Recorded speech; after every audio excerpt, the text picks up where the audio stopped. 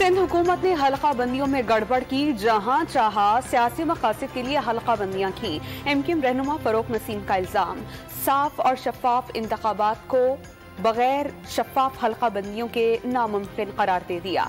अदालतों और ऐवानों से नजरसानी की दरख्वास्त, इलेक्शन के लिए तैयार हैं लेकिन बेज़ाब्तियों को खत्म करना जरूरी है। हुकूमत के इत्तेहादी जरूर हैं मगर दीगर रास्ते भी मौजूद हैं। वसीम अख्तर ने फैसला सुना दिया।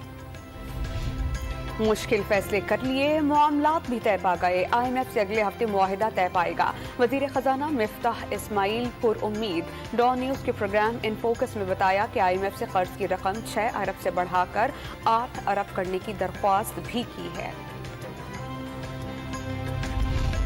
हुकूमत ने खुद को NRO2 करार दे दिया। अवाम खौफ का बुत तोड़ें, हुकूमत के खिलाफ बाहर निकलें। साबिक वज़ीर आज़म इमरान खान ने अगले हफ्ते परेड ग्राउंड में जलसे का ऐलान कर दिया।